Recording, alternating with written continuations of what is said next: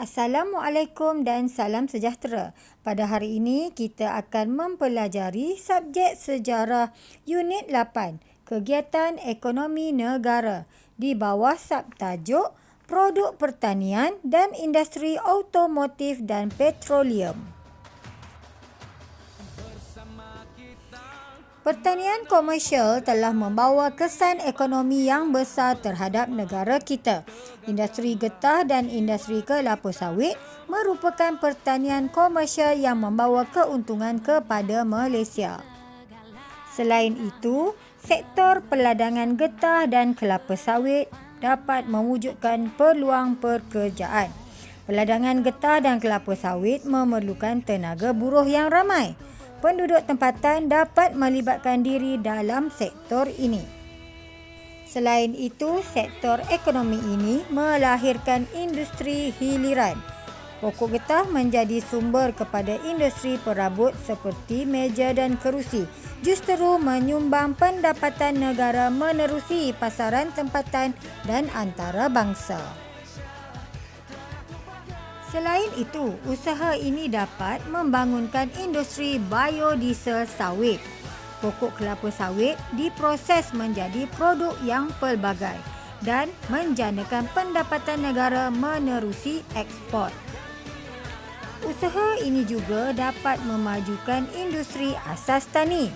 Industri asas tani bertujuan untuk meningkatkan pengeluaran bahan makanan, mengurangkan kebergantungan import bahan makanan dan meningkatkan pendapatan penduduk. Tahukah murid-murid apakah maksud industri hiliran? Industri hiliran bermaksud pelbagai kegiatan yang berkembang daripada kegiatan utama. Okey. Seterusnya, apa pula maksud industri asas tani? Industri asas tani bermaksud industri yang berasaskan sumber pertanian dan penternakan. Murid-murid boleh merujuk buku teks sejarah tahun 6 di halaman 176 dan 177. Seterusnya, industri automotif dan petroleum. Industri automotif dan petroleum menjadi nadi utama ekonomi negara kita. Idea industri automotif yang dicetuskan oleh Tun Dr. Mahathir bin Mohamad mula diperkenalkan pada tahun 1980-an. Perusahaan Automobil Nasional Sdn Bhd iaitu Proton telah ditubuhkan pada 7 Mei 1983. Ibu pejabat pertama Proton terletak di Shah Alam. Proton merupakan pengeluar kereta pertama di Malaysia. Proton Saga ialah model kereta nasional pertama dan telah dikeluarkan pada Julai 1985. Pada tahun 2005, kilang Proton kedua telah dibina di Tanjung Malim, Perak. Industri automotif telah mendorong ke arah perkembangan industri berat dan teknologi tinggi di negara kita. Seterusnya, petroleum. Petroleum merupakan sumber tenaga utama dunia. Kekayaan bahan ini menjadikan Malaysia tersenarai sebagai pembekal petroleum dunia. Bagi memajukan industri petroleum dan gas negara, Petroleum Nasional Berhad iaitu Petronas yang merupakan syarikat petroleum dan gas milik Malaysia telah ditubuhkan.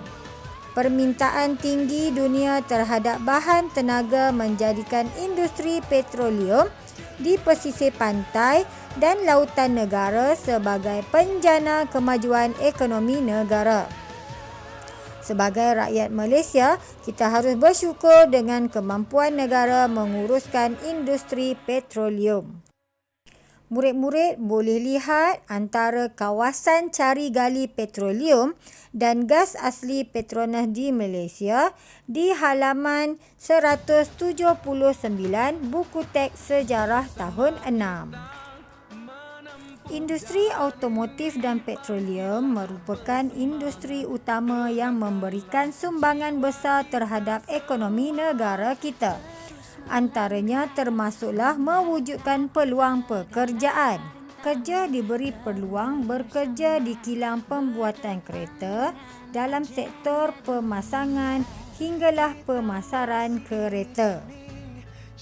Industri automotif ini juga mewujudkan industri hiliran, contohnya industri komponen kereta.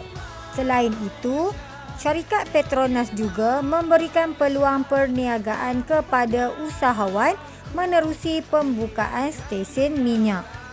Petronas juga menyediakan beasiswa untuk melanjutkan pelajaran kepada pelajar-pelajar yang cemerlang.